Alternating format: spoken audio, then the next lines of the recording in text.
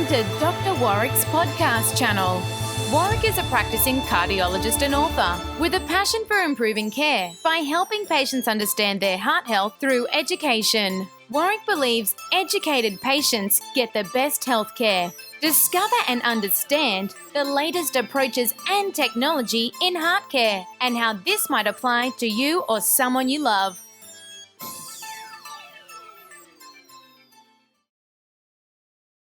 Hi, my name is Dr. Warrick Bishop and I'd like to welcome you to my podcast and videocast station and of course to the Healthy Heart Network. Today I'd like to touch on a question that was put to me, which is what would a cardiologist say to their grandchild? Well, if I were to have the chance to sit down with my grandchild and give them some insight into how I would like them to live their lives, not only for cardiovascular disease prevention, but for just general good outcome, I would say life is short and make the most of it. Opportunities come and go. Time is precious. Please don't waste it. I would tell my grandchildren that depression is a significant contributor to coronary artery disease, and optimism is a serious protective agent when it comes to heart attack and stroke. So please keep your chin up. Please keep that optimism happening and keep finding new challenges and excitement every day. I would say know your genes, know the family strengths and weaknesses. Some families have premature coronary artery disease in the family. Some families have high cholesterols in association with that. Some families have a history of early cancer. Whatever that risk might be for your family, be aware of it and be proactive, not reactive. Don't put your head in the sand and think, well, it's just a family thing and I don't want to know about it.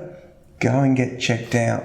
The amazing thing these days is that we can do great things if we are given the chance to put preventative strategies in place. See your doctor, share that history and ask what needs to be done. I would be telling my grandchildren to focus on their lifestyle. Exercise is great. Do it as much as you can and enjoy it. Our research tells us that regular exercise is as effective as a mild antidepressant medication. So keep your mood up, keep regularly exercising, and really it will pay dividends in the long term. If you can exercise and look after your mind, then you might be someone who enjoys yoga. And the flexibility to do that with some regularity, there's no question health benefits will flow. As part of your lifestyle, you must look after your weight.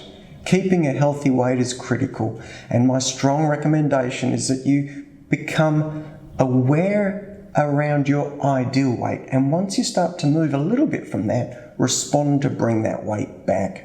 There is no doubt that letting your weight drift only 1 or 2 kilos and then bringing it back is much easier than letting it drift 5 or 10 kilos and then trying to make amends. So please keep it front of mind, keep a healthy weight, keep active, keep positive.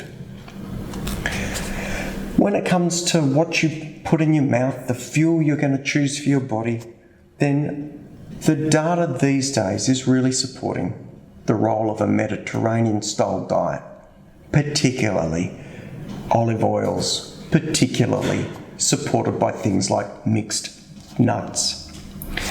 With that, fish, with that, plenty of greens. I generally invite people to keep their carbohydrates down because carbohydrates represent sugars, and I think minimising sugars in the longer term always makes a bit of sense. When it comes to your drinks and your beverages, of course, sugary drinks should be out, or at least recognised as a treat. Tea, coffee, in moderation, are very acceptable for most situations. Some people with palpitations of their heart or some people with blood pressure may be very sensitive to coffee, or or even the caffeine in tea, and for that reason it may need to be moderated, but most of the time a couple of cups here and there is really quite acceptable for most cardiac related issues. And then there's alcohol. Well, most of our research would say if you drink too much, it's not good for you, and that makes perfect sense. There probably is a sweet spot where 1 or 2 glasses a day for men and maybe 1 glass a day for women is likely to be beneficial. And generally I will say to people, if you do enjoy your alcohol, halve your consumption but double the quality of what you're drinking. I think 1 or 2 glasses of wine at the end of the day to help relax, lowers blood pressure, can alter your cholesterol profile. It can even alter some of your inflammatory markers in the body. So alcohol, small amounts. Too much will raise blood pressure or raise heart rate. Won't be a good thing. The other thing I'd tell my grandchildren is to make sure you maintain your body as you maintain your car. Keep in touch with your general practitioner from time to time. Do get your blood pressure checked. This is so important. Do get your blood sugars checked on a regular basis. Again, we need to know where they are. And lastly, get your cholesterol checked. This gives us all sorts of insight into what may be ahead. Of course, my own grandchildren, I would tell about imaging the heart, because this is one of the things that I'm particularly interested in. And there may be situations where taking scans of the heart may provide more information about best management, preventative strategies into the future.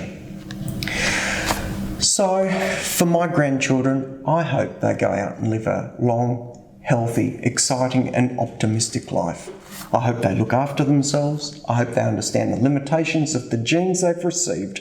I hope they enjoy good, healthy, nourishing food, particularly with good oils, good nuts and plenty of greens, that if they do drink alcohol, they enjoy good quality and a little bit.